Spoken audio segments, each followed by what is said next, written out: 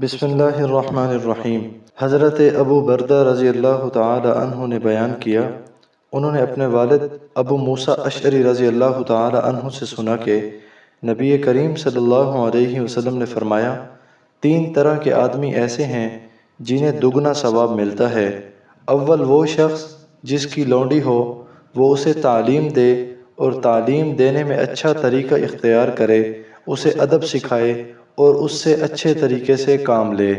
پھر اسے آزاد کر کے اس سے شادی کر لے تو اسے دوہرا اجر ملے گا۔ دوسرا وہ مومن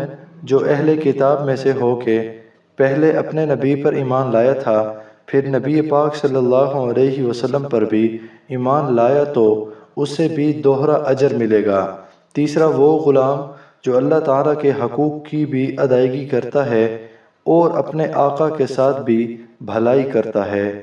حضرت ابو ہریرہ رضی اللہ تعالی عنہ بیان کرتے ہیں کہ رسول اللہ صلی اللہ علیہ وسلم نے فرمایا، تم اس دور میں ہو کہ تم میں سے جس نے احکام شریعہ کے 10ویں حصے پر عمل نہ کیا تو وہ ہلاک ہو جائے گا۔ پھر ایک ایسا دور آئے گا کہ ان میں سے جس نے احکام شریعہ کے 10ویں حصے پر عمل کر لیا تو وہ نجات پا جائے گا۔ حضرت مالک بن انس رضی اللہ تعالی عنہ روایت بیان کرتے ہیں کہ رسول اللہ صلی اللہ علیہ وسلم نے فرمایا، میں تم میں 2 چیزیں چھوڑ کر جا رہا ہوں، پس جب تک تم ان دونوں پر عمل کرتے رہو گے تو کبھی گمراہ نہیں ہوگے، یعنی اللہ کی کتاب اور اس کے رسول کی سنت۔